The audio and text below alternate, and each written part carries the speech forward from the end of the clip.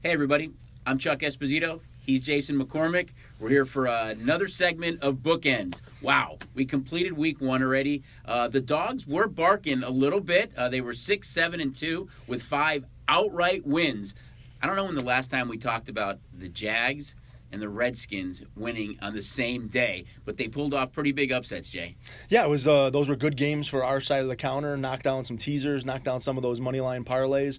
It wasn't a fantastic week of pro football for us on our side of the counter. There were a lot of winners on the public side of the counter. The biggest bet game with the most tickets was the Bills over the Jets. That got there for the public to go alongside with the Ravens, the Chiefs, the Patriots. So a lot of Seahawks. So a lot of the public sides got there, including our hometown Raiders were able to pull a win out in Carolina. So I'd say it was a good week for the bettors. Bettors 1, books 0.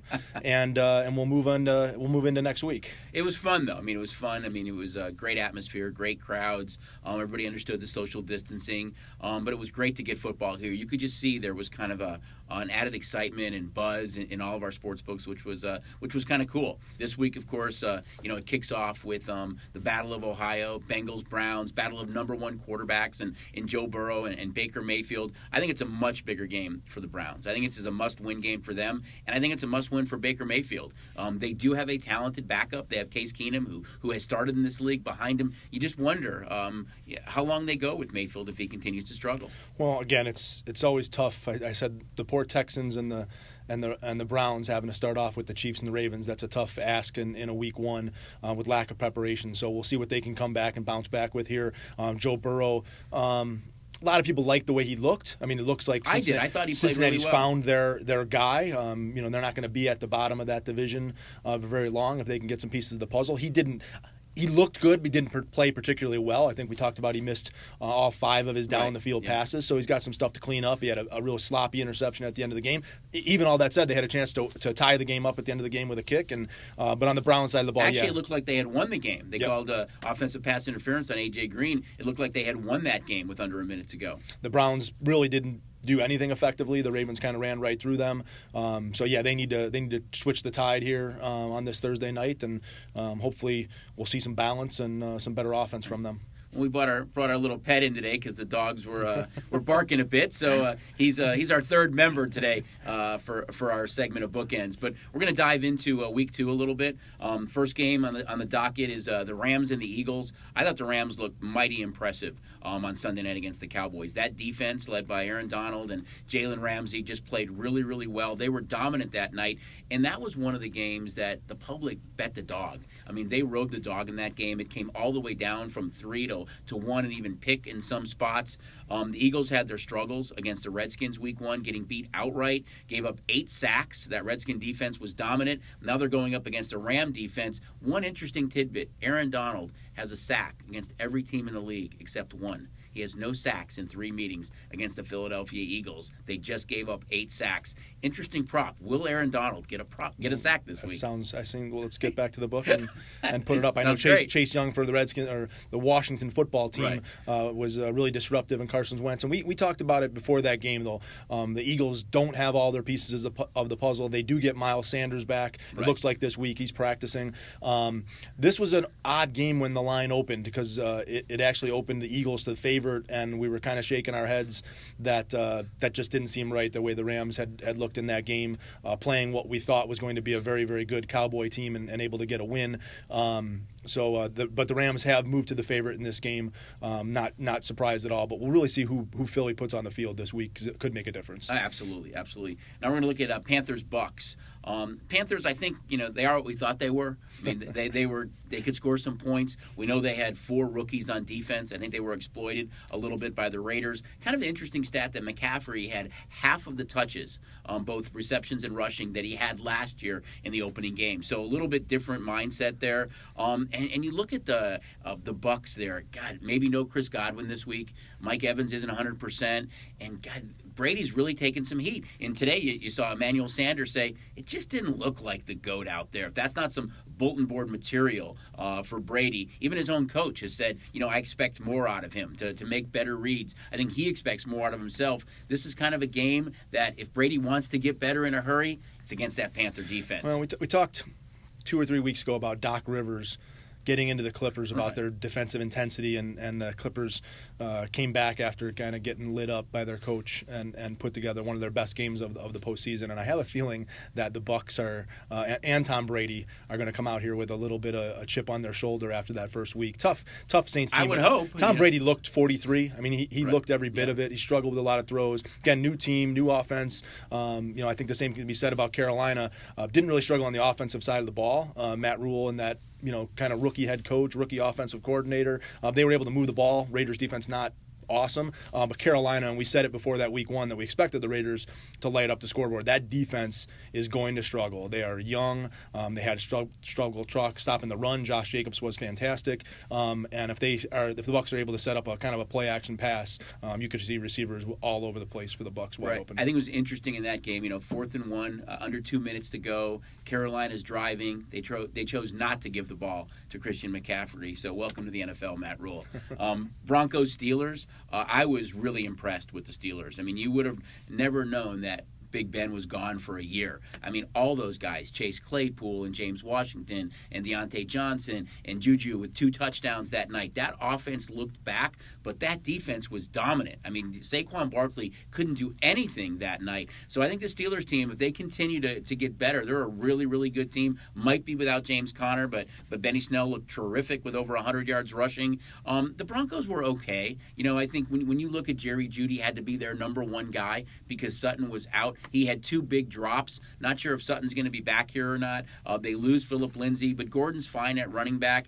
It's just the same old Bronco team that they had more losses last year in the last 2 minutes of a game than any other team. They did it again this case. So we'll see if they can bounce back. But I was really impressed with the way the Steelers played on Monday night. Yeah, I'll start with the Bronco game. I sent my thank you letter to Steven Gostkowski on all his missed field goals. That was a big game for us in the book. We needed the Broncos bad on Monday night. Jeudy with 2 huge drops. I think there was another 2 times during the telecast where they showed where Drew Lock had open receivers that he just missed down the middle of the field just on his progression and reads.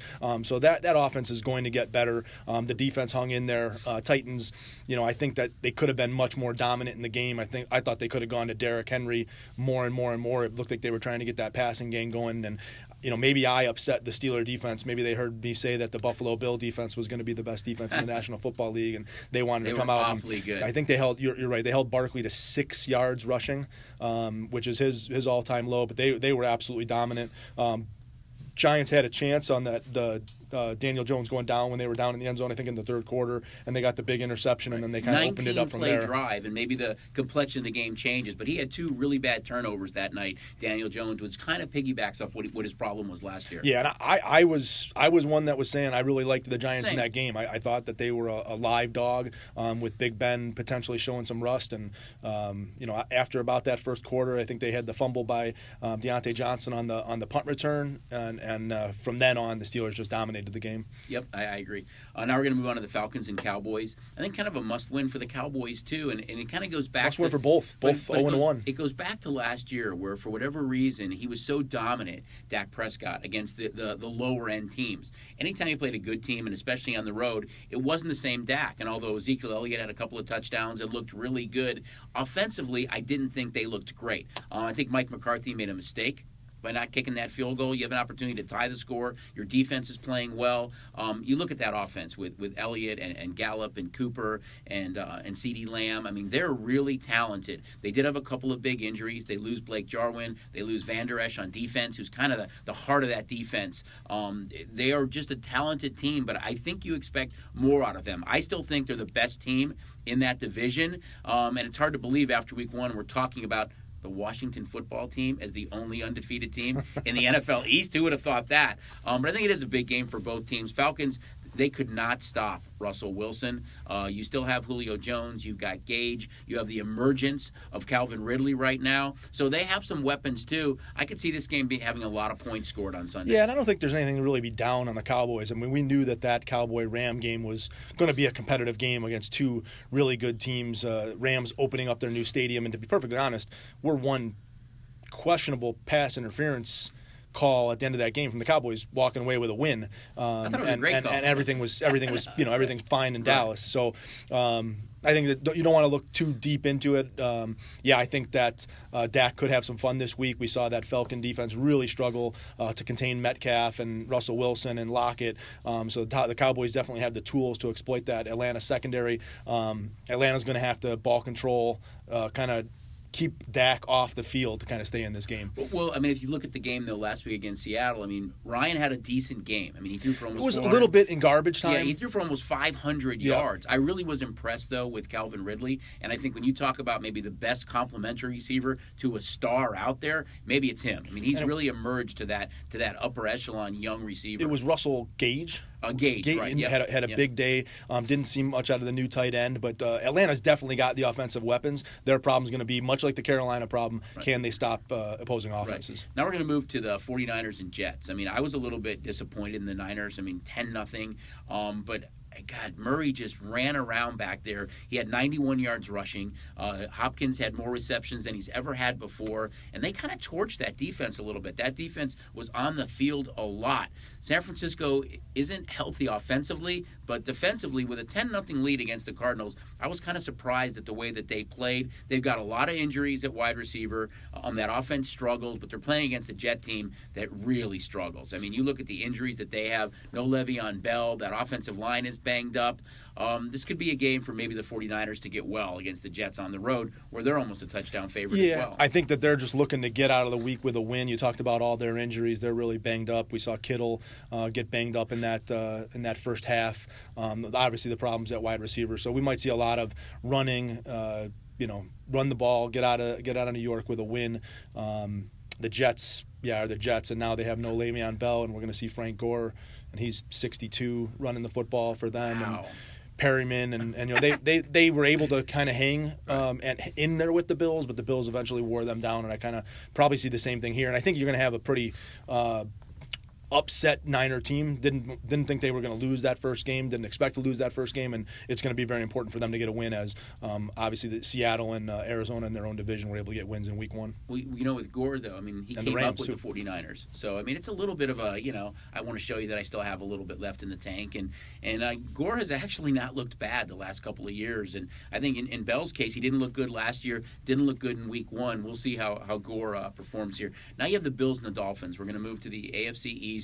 That Bills team was mighty impressive. I mean, defensively, we knew they were stout. But now you've got Josh Allen, who threw for over 300 yards. They've got a two-headed monster in the backfield with Singletary and Zach Moss. You added Stephon Diggs to Cole Beasley and Smokey Brown. They've got some talent around them with that defense. It's an impressive team. Dolphins had a chance for a late cover, and Fitzpatrick got picked off in the end zone. You just wonder how many, if the Dolphins struggle for the first month of the season, do you start hearing that chatter of maybe Tua getting an opportunity to play I think earlier rather than later, depending on how they do? But this Bills team is mighty impressive. Start with the Bills, and I think the Bills it's just gonna be the Josh Allen show. When Josh Allen is on and they're doing the things they're supposed to do and not turning the ball over, they're going to be in games because of that defense. If he's going to fumble the ball or have bad reads and bad throws, they've got the weapons on offense. The big addition of Diggs and you talked about Zach Moss coming in, so they're going to stay fresh in that backfield. That defense is good. Miami is going to be a 5.5, 6 point dog here. Again, played with that Patriot team who has really now switched to a much more of a running team than a passing team. Although I think they've kind of always been that way. We just focused on Brady so much. They're defensive and they control the clock and they run, right? The Preston Williams and Devontae Parker both were. I don't know that they were at 100% against that. Parker missed a lot of the game, but he's supposed to be back this week, it looks like. That Patriots secondary is one of the best, and obviously now they're going to have to go up against the Bills secondary, which is one of the best. But going down to Miami for some reason is never an easy trip for some teams. So we'll see how that. I don't know if they're having fans down there or not, but Fitzpatrick finds a way to make things happen and keep them in games. So they added some running back stuff down there too. We saw Howard, Breida, and they had a third running back in the mix that had a really good game for them. I think actually led them in carries. Those two guys are kind of the main guys. But for me, you're right. It's Josh Allen. And no game for me more last year was the game on Thanksgiving against Dallas when they went into Dallas and pretty much manhandled the Cowboys. But it was that fumble. If you remember fourth and, from maybe like the 40 or 45, he fumbled, picked the ball up, his own fumble, and was able to jump over the pile to get a first down. I love his moxie. I mean, he's a kid that even, this week after a win, he's saying, I still can get better. And I think that's a great sign when you've got a young quarterback like that, and they've given him the tools. I think drafting Zach Moss and adding Stephon Diggs has really helped that team and will help him grow. We're going to move on now to the NFC North.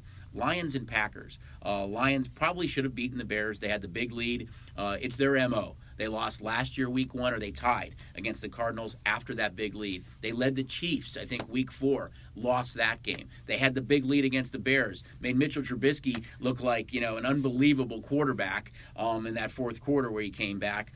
But these two teams played, they played twice every year. Last year the Packers were 2-0 against the Lions. And do you know that they never led for 1 second in either one of those two games until they won on a last-minute field goal? So, the Lions have played well with this team, but it's just the Lions. And then you talk about the other side, the Green Bay Packers.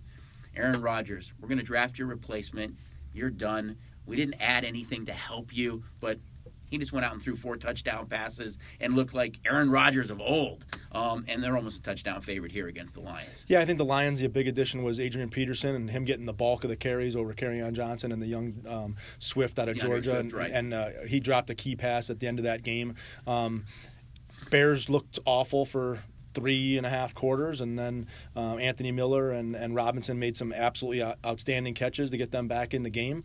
If that secondary struggled against Trubisky and those Bears receivers, they're in for a world of hurt against Devontae Adams, who just absolutely torched the Minnesota Vikings. And when you can have Adams running those routes and still have that threat of Jones and some of those other younger receivers, and Lazard and Lazard, they've got some talented young kids. Not the marquee guy that Rodgers wanted, but they still have some good young receivers. And you talk about the fact that we were talking about Dak Prescott having a chip on his shoulder for not getting paid, and Lamar having a chip on his shoulder for trying to come back and be back at the top of the AFC. I think Aaron Rodgers, that drafting of Love has him remotivated, and I think that the NFC North is in some trouble with Aaron Rodgers, motivated with some weapons. It's funny you said that, but before the season when we did a segment of Bookends, I kind of alluded to that I could see Green Bay being 8-8 and Rodgers not having a great season. Or on the flip side, I could see him leading the league in touchdown passes,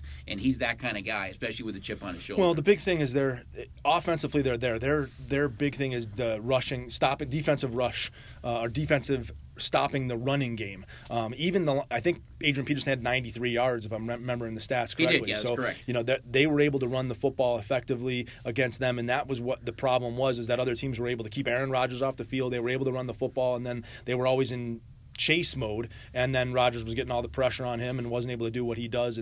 But if they can stay in games and be able to work that passing game along with the running game and play action, that's when those other teams are going to be in trouble.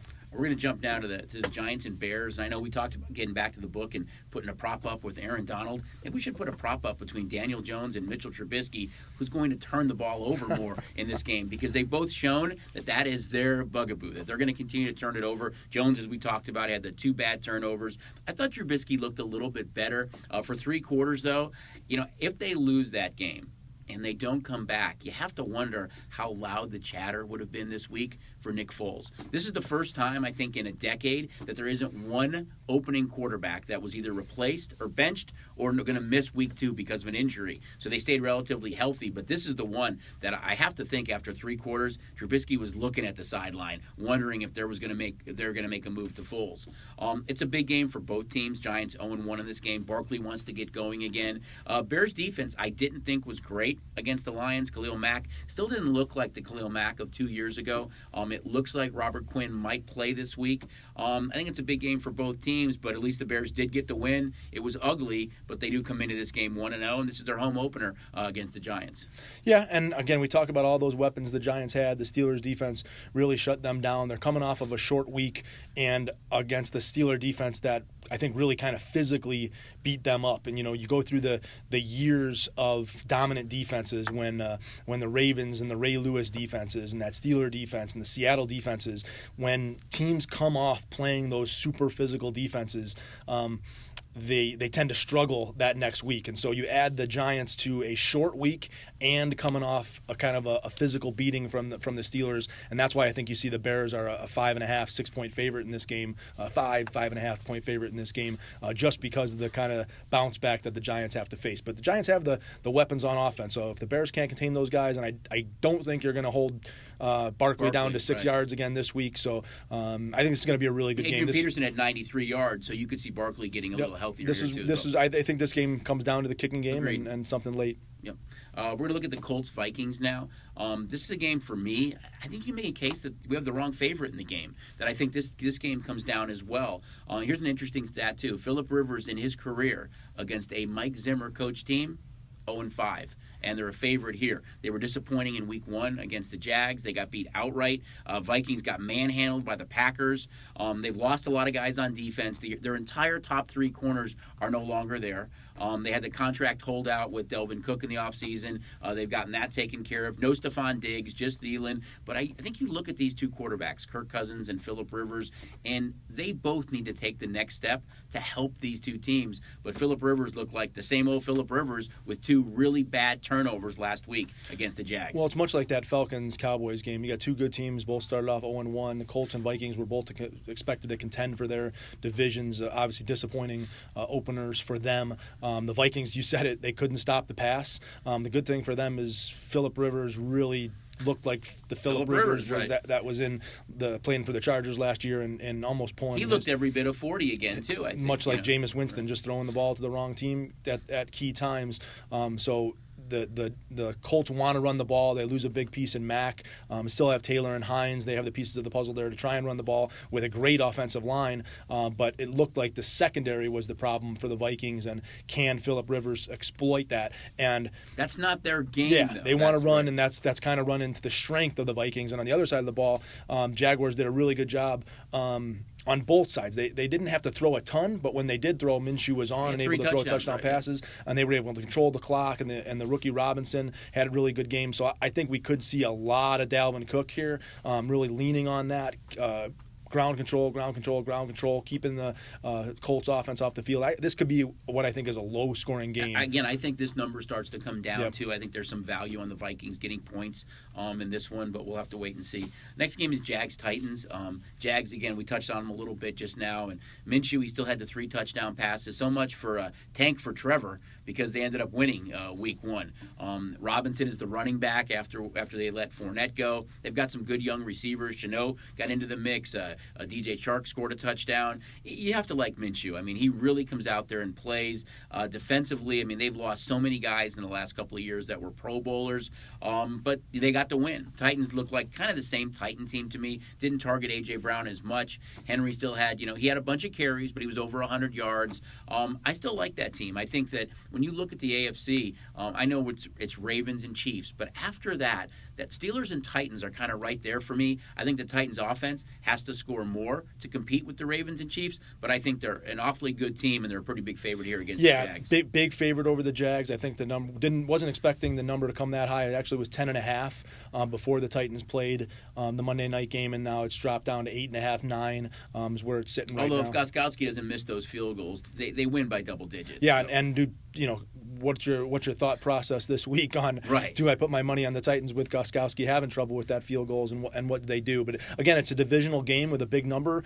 and obviously this Jacksonville team isn't going to just lay down and quit and be the team that everybody expected that they were just going to get run over every week. Those guys came out and played hard against the Colts on the road, and so I think this could be a competitive game. And like you said, Minshew, he's got no cares, no worries. He just goes out there and has a good time playing football, and I think that's what you like to see, and that's going to keep them in every game. My guess is we'll be Jags fans when that game kicks. We're going to look at some of the late games now. It's the I don't want to make the mistake, but it's the Washington football team against the Cardinals. We touched on the Cardinals earlier, that big win they had in San Francisco. Now they go up against another good defense. They kind of shredded that Niner defense again. And you look at Washington again, 8 sacks. Chase Young had 1.5 sacks. Kerrigan looked phenomenal, defensive player of the week. Defensively, they are really, really good. You've got McLaren as a wide receiver. You've got some young backs there, Gibson to go along with Dwayne Haskins at quarterback. Offensively, they have to get a little bit better. And this is another big test for that defense because I don't think offensively they're going to score a ton of points. They're about a touchdown underdog here at the Cardinals. They didn't start off particularly well against the Eagles in that game. And then after they came out after halftime, they really dominated. And that team was playing on an emotional ride, playing for Ron Rivera and some of the things that he's going through. This Cardinal team that they're going up against this week is a different animal. We talked about the Eagles having a little bit of injuries on their side of the ball, and I think this Cardinal team is ready to take the next step. They're going to have some issues on the defensive side of the ball occasionally, but that offense, you talked about Kyler Murray running around and able to wear down that Niner defense. It looked like a schoolyard the way he was running around back with there. Drake with that power run and Chase Edmonds out of the backfield, and we saw Hopkins go absolutely bananas. It's hard to believe that was the most receptions he's ever had. We ended up with 14. 14, right. So Murray clearly looking for him, and that's, we know he has those other weapons in Fitzgerald and Kirk. And, right, yeah. But so the matchup must have just fit for him to continue to go after Hopkins and target Hopkins, and I think Arizona is going to be an exciting team, and I think that West, great. Between Seattle, the Rams, the Niners, and Arizona, it's going to be a battle. I think it's one of the best comes out of divisions there. in football. Yep, I agree. Another late game, the Ravens and Texans. Texans had a little bit more time to rest. Yeah, who's the schedule maker for the poor Texans? I know. The only thing that maybe plays into their favor a little bit is could it be just a little bit of a look ahead? Because the Ravens play the Chiefs the following week, so it could be a little bit of a look ahead. But, well, I think if you're on the Texans or the Chargers this week, you're telling yourself that the Chiefs and Ravens are looking ahead. Right. The Ravens last year came out and blew out Miami in that first game. Correct, yeah. And then I don't remember if it was week 2 or week 3, and then they went back and lost to the Browns. I think it was week 3. They lost at home 40-25 to the Browns, right? Where they had that big win and then kind of had just a little bit of a setback. And obviously the Texans, the other thing is that they have the extra rest of that 3 days to go and look and try and figure out a way to stop Lamar Jackson. But again, these are two 7+ point spreads. I believe the 2 highest paid quarterbacks in the league now too, going head to head in this game. So I think Watson, wants to show something as well. Will Fuller had a good game. David Johnson had a good game. But this is a tough test to have to stop Lamar Jackson. Yeah, they looked down against the Chiefs. They didn't look like they could stop that offense, and they've got another offense that looks a lot like, not that's the passing game from the Chiefs. The young Edwards-Helaire looked fantastic, and so now the Ravens add that Dobbins to Ingram to go along with Lamar Jackson's rushing. Andrews at tight end who had 2 touchdowns. They're really, really good. So the Texans, this is a tough ask to go back-to-back Chiefs-Ravens, not a way that any team would want to have to start the season. So not going to fault them at all if they fall 0-2, and then they're really going to have to find a way to battle through week 3. We're going to look at now the Chiefs-Chargers. Chargers will be their first home game in SoFi Stadium. We've talked a little bit about the Chiefs, and could this be a look-ahead game for them? Chargers won ugly. I mean, they did not play great in that game, and I think we talked a little bit about Miami. And what I'm getting to is, when will it become 2 a time? Taylor just a lot was checked down. A lot was underneath. We talked about it last week. So you have to wonder, when do they go to Justin Herbert? I mean, is it, will you see him after maybe 4 weeks or 6 weeks or at the bye if they need to make that change? Eckler didn't get a lot of work. They didn't target him a lot out of the backfield like Rivers did. Defensively, though, they're really good. I mean, we talked about Burrow and the 5 missed deep passes, but he was going up against, Bosa and Ingram and a really good secondary in that game. That's one of the most talented Ds, I think, in the league, too. That's kind of underrated a little bit. But the Chiefs are the favorite here. They look to go 2-0. Ravens look to go 2-0 and set up that showdown for week 3. Well, if you had Burrow miss all 5 of his long balls that were there, I mean, they had chances to complete those passes. Great opportunity. That doesn't bode well if you're having to stop Tyreek Hill and Watkins and those guys running those same routes, because Patrick Mahomes isn't going to go 0 for 5 on his deep balls. He's going to find a way to hook up with those guys. We saw it in Week 1 against the Texans team, and now you add this running back to the mix. They're just a dangerous team, and if Tyrod Taylor can't light up that scoreboard to match Mahomes, this could get ugly the same way the Texans got ugly in Week 1. Yeah. Now the Sunday night game, which I think you can make a case is the best game of the week. We talked about last week that the Saints-Bucks game was the best game of the week. Man, Patriots, Seahawks, Cam Newton, Russell Wilson. Patriots, they just did what they normally do. It's not flashy. Even with Brady, it would be kind of an ugly win in many cases. They dominate when they run the ball. They still have, a good running team. Newton added a couple of rushing touchdowns. Didn't have to throw a lot. Defensively, they're really good. And now you go up against Russell Wilson with DK Metcalf, who's an emerging young star. Lockett, Chris Carson had 2 touchdowns. I think it's a great Sunday night game. The one thing that really hurt Seattle, no 12th man. That's such a tough venue to play on, especially on a primetime game. But this is a great matchup Sunday night, and I'm sure we'll have some cool props up with both Russell Wilson and Cam Newton. Yeah, Russell Wilson, I had to play him in both the fantasy leagues. Play against him right, yeah. In both the fantasy leagues. So he kind of put it to me this week. But they looked awesome. I wonder who you played against who had him. Yeah, you had him. But you did win. But no, they looked good against Atlanta. Russell Wilson was able to run around, complete a lot of passes. This is a different defense than what they saw in Week 1. You talked about the fact that there's not going to be that fan base up there. I think that's why we see this as only a 4-point spread. I think, normally we'd be talking about Seattle having a 3 to 3.5 point advantage when they're playing in the home games, and this game could be even more. But I think for the Patriots, they're going to want that control the football, keep that defense, or keep that Seattle offense off the field. Metcalf's going to have to go up probably against the secondary and locked up. Gilmore, So we'll see if Lockett or the tight ends can play a big part in this game. And obviously Chris Carson, is coming off the hip surgery, looked good in Week 1. He only had 6 carries though. Both his touchdowns were catches out of the field, backfield. Yeah. But again, it's Russell Wilson just makes that team so dangerous anytime he's holding the ball. But I do like this matchup. I think it's a good game because I think it tests that Seahawk defense to see what they're going to do to be able to stop that running game of the Patriots. When was the last time the Patriots were over a field goal underdog? I can't remember, to be honest with you. I should have looked that up before we did the segment, but I can't remember. Now we're going to look at the Monday night game. It's the Saints and the Raiders here. How much fun would that have been? The hype and the atmosphere to be able to go to that game. I know we had talked about it long ago that it would have been so cool to go to the first game, and we get to see the new stadium, Legion Stadium, which looks phenomenal. It just looks beautiful. Raiders playing their home opener here. The Saints, who I didn't think looked great against the Buccaneers. I thought those 2 turnovers by Brady were a little costly. And, we've talked about it off air that I thought Rivers looked every bit of, 40-plus. Brady did, but I thought Breeze did too. I don't think he looked great in that game.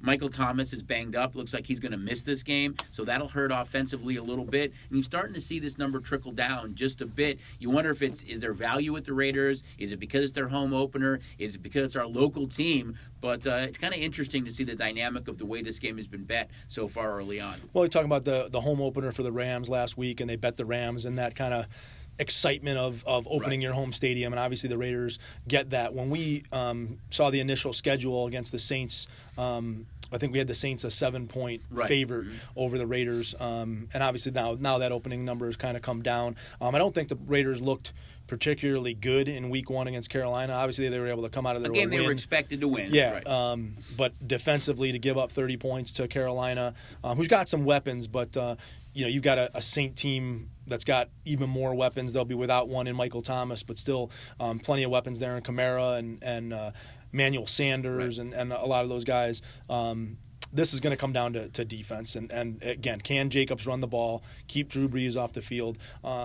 But you talked about the quarterbacks, and we talked about Rivers struggling, Brady struggling, Brees struggling, and you just start to wonder, what do training camps and preseason games do to get out? These are veteran guys that shouldn't come out with struggles, but maybe the arms aren't loose. And, we saw a Roethlisberger who looked good after the first quarter, but Roethlisberger really didn't play all last year. He said everything hurt but his arm after the game. So you start to just wonder how was the preparation for these teams, and as we go after Week 1 and Week 2 and Week 3, will we start to see these guys really start to catch fire and be in football shape and that type of stuff to get their games going. Right. Interesting game to match. And just, this game being here and being that it's the Raiders, you guys look out for, Monday, because we are going to have Propatopia. This game is going to be just pages of kind of fun props involving everybody. It won't be quite as big as that packet on that big football game in February, but it's going to be pretty cool. So if you like props, this is going to be a game to look out for both on the mobile app and all of our sports books come Monday afternoon. Yeah, we prepped the team. There'll be, all the guys, all the offensive weapons for the Raiders to score a touchdown, a yes, no to score a touchdown. We'll have yardage on all the players and cars, passing yards, touchdown passes. Hopefully we can come up with a sack prop or an interception prop we'll be creative or something like that. Fun. But yeah, we're going to kind of really push the issue on the Raiders props, kind of the same way we did with the Golden Knights props. So you'll see a lot of props on our home teams, a lot of different ways to bet the game, a lot of special point spreads. So some fun stuff both on the app and over the counter. To it. That'll be fun. We're going to jump to basketball now. One thing before we get to basketball, I wanted to mention, I think that this is a big teaser weekend. Obviously 16 games, and I think 12 of those games. Let me just interject one sec. When you say that, that's great, because one of the questions that was actually emailed in was, what exactly is a teaser? So it's, it's a great opportunity to kind of touch on that. Yeah, we talk about where we're at in the NFL from a point spread standpoint. So when we say the San Francisco 49ers are -7 at the Jets, obviously the Niners have to win by 7 or more. And when you talk teaser standpoint, you can take that Niners -7 and tease it by 6, 6.5, or 7 points. So if you tease it by 7 points, you take the 49ers from -7, teased by 7 points, down to a pick'em. And so you hook those up with other teasers and 2-team teasers all the way up to an 8-team teaser. And the prices are slightly reduced. That's the drawback. But the Niners don't have to win by 8 or more. They just have to win the game for you. So when we talk about a teaser weekend, we've got 12 games this week that are a 5.5 to 9 point favorite. So you can take those 5.5, 6s, 6.5s, and 7s down to a pick'em, and you can take those 8s, 8.5s, and 9s down to 2, 2.5. So essentially, you've got 12 games where you've got favorites that all you have to do is pick them to win the game. Kind of like a money line parlay, but you can do it from a teaser standpoint. So I think this is going to be a really big week where we're going to see a lot of people teasing a lot of games just because we have so many of those 6 and 7 point favorites. So I think from a underdog standpoint, the books are going to be cheering for one of those 7 point dogs to win outright, the way we saw last week in several of those matchups. But again, it's a different feel this week in that you got those 7 point favorites or 8.5 point favorites. So the books are going to be looking for one of those underdogs from a Chargers, a Texans, a Jets, a Dolphins, one of those teams to win outright to be able to kill those teasers. So I think we're going to be kind of cheering for the underdogs this week even more to beat the teaser bets. Yeah, as you said, I mean, we had 3 last week: the Cardinals, the Jags, and the Eagles, or the Washington football team, which were all really big. We haven't named underdog yet, but teaser might be kind of an appropriate name for them. But before we jump to hoops too, another thing with football is that we kind of run that minus a nickel vig special, and same thing. We got a question that came in: is what is that exactly? You can go ahead and touch on it. It's kind of a cool thing. Gives you an opportunity to lay a little bit less juice, but explain how it works. Yeah, we've been offering what we call our nickel special for an hour,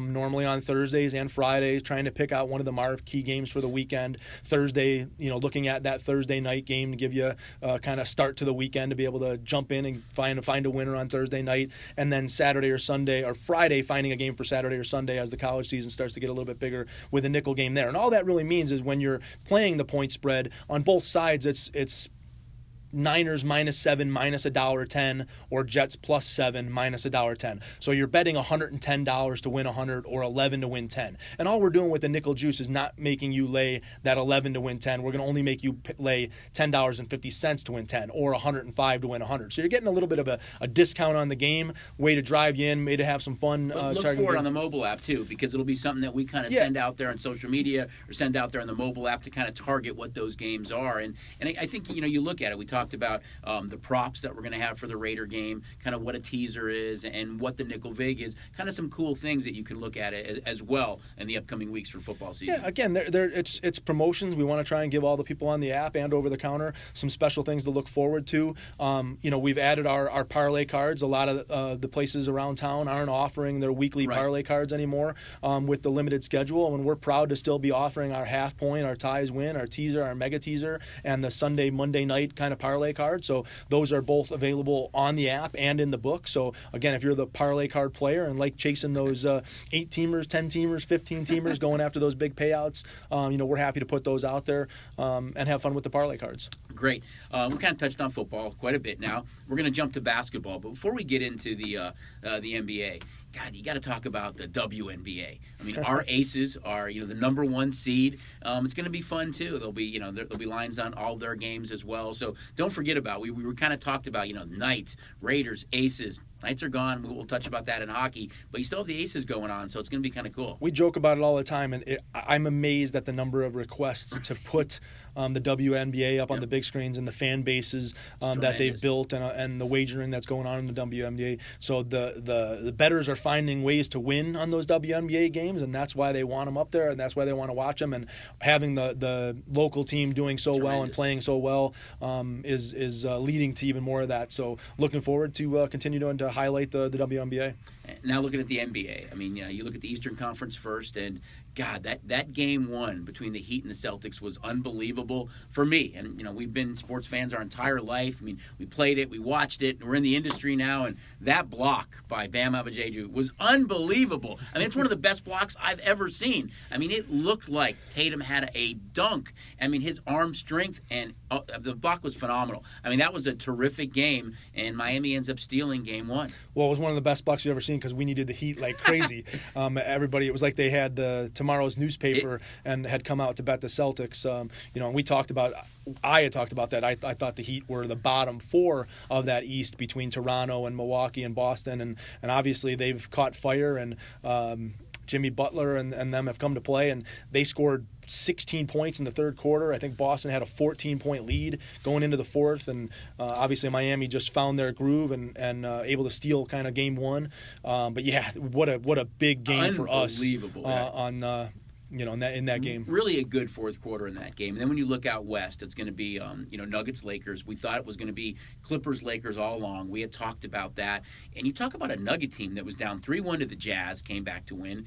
Down 3-1 to the Clippers, came back to win. They're kind of an intriguing team a little bit. They've been under the radar.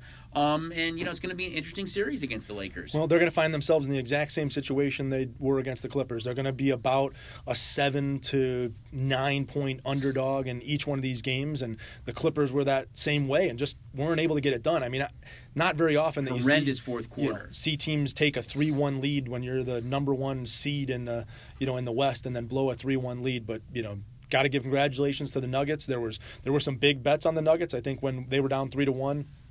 They were as high as 15-1 to come back and win that series, and we took some action there. So we'll see if they can continue to get it done against this Laker team.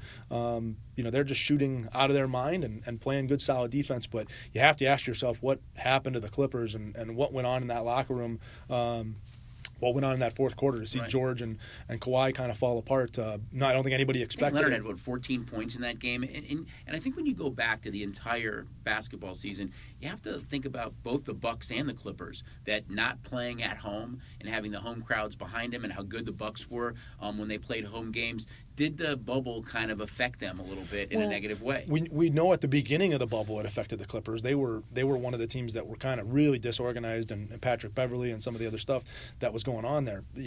I don't know. I thought that they had found their groove. I spoke about Doc Rivers kind of lighting them up early in I think it was the Dallas series, and they kind of found themselves from a defensive standpoint. But to take a 3-1 lead and look like you're vastly in control of that series and allow the Nuggets to come back and win it was just really, really shocking. Right. Not to get too far ahead, and we know there's a lot of basketball left, but God, if it ends up being Heat and Lakers and LeBron going up against Pat Riley, GM of the Heat. God, it's going to be a little bit interesting. But if it's Boston, right, I mean, too, iconic, Boston Lakers. Yeah. I mean, you talk about the history of those two. We can do some throwback props and we're always trying to be creative and think about things. But it's so cool for us guys that all this stuff's going on. A lot more college football on the horizon. We've heard now that there's some tentative start dates around Thanksgiving for college basketball. So all good stuff. I mean, don't forget, you can send a question in to stationcasinos.socialmedia.com STNSports.com, I believe that's what it is. And then Station Casino's Twitter. Also, if you guys have any questions or anything you want to talk about, we'll do our best to answer those questions on the air. Yeah, and the nickel line is out there, on Twitter. We're posting it, and I know Gaming Today has been doing a great job of helping us out as well. Sending our props out as well. Posting the nickel line, and you still got to address the hockey. I know we were kind of a little bit upset with the, maybe I forgot about it intentionally. The end of the season right. For the Knights. I thought that they played well enough to win the series. I think that it's a razor thin line between winning games and losing games in the National Hockey League at this point. And I think you even see that in the Islanders Lightning series right now. And these games going to overtime, it's a puck here, it's a bounce here, it's a post here. They played well enough to win and taking a 2-0 lead in that game. I thought that we were looking to another game, and Dallas just found a way. And you got to tip your hat to the way the Stars played, and the Knights will regroup. And people talk about Leonard blowing it or DeBoer blowing it. I think we've been spoiled here. We've been hockey fans for a long time, and obviously big Blackhawks fans. And you see the Knights go to the playoffs 3 times in 3 years, lose in a Stanley Cup final, lose to the Western Conference final, twice, and obviously the way they went out against the Sharks, last year, wasn't a great way to go out on that the power play or the penalty kill, but really spoiled to watch the Knights play the way they have in 3 years, and they've been fantastic. Fantastic for the fan base, and I'm just excited and already looking forward to next year and see what they bring and see what pieces of the puzzles kind of mix. But from a Knights fan base, I don't think there's anything to be upset about. You saw the team play really, really good hockey and just get beat by a better team. I think, the upsetting part, I think to the fan base is the fact that they were seeded number 1, and everyone kind of expected them to move on to the next level. And I agree. They didn't play bad. I think it is going to be, I know I'm excited to see next season as well, but I think it's going to be an interesting offseason. What ultimately does happen with Leonard and Fleury, they have some question marks as far as the salary goes. So it's not going to be a quiet offseason for the Knights either. And there's a real chance that the guy who was the face of the franchise and more 29 jerseys, that you see in the Valley and at T-Mobile is no longer a Knight next year. Well, you talk about at T-Mobile, and I think from a standpoint of which team got hurt by going up to that Edmonton bubble the most, it's probably the Vegas Golden Knights, because that home ice advantage and what this Las Vegas fan base does to rock that T-Mobile, it's the best atmosphere in the National Hockey League. And so the Knights having to go to that bubble took something away from those home games. I think if those games, if we're playing 4 games in Vegas and 3 games in Dallas, this series has a very, very different look. I think Dallas is lucky those games were in Edmonton and that we were in a bubble, because if the Knights are at home, they get that extra jump that they needed and aren't having some sluggish periods. Still something, everybody's playing under the same kind of rules. Yeah, but again, that night home ice advantage is different than any other home ice advantage in the National Hockey It's funny, League. we were at a game together and we sat next to some Lightning fans. It was, I think, over a year ago. We were at one of the games and there's a bunch of Lightning fans around us and they're like, we think our venue is really cool and crazy, but is it always like this here? And we're like, yeah. They're like, this is outrageous. It's the most fun that we've had at a hockey game. It's the loudest. It's Vegas-esque. It's a little bit over the top, but it is kind of cool, and it does give them a decisive advantage. We actually got a shout out from our friend Eddie Olczyk. We did. That was pretty cool. He was talking about the Las Vegas fans and said that everybody out there watching at the Red Rock, would be enjoying the game. So it was cool to get a kind of Station Casino's Red Rock shout out from Edzo. Yep. Yeah, it was really cool. Really cool. Well, we just finished another segment of Bookends. He's Jason McCormick. I'm Chuck Esposito. I think he's Teaser, but it's good to have him out here. Thanks for tuning in, and we'll see you guys next week. Thanks.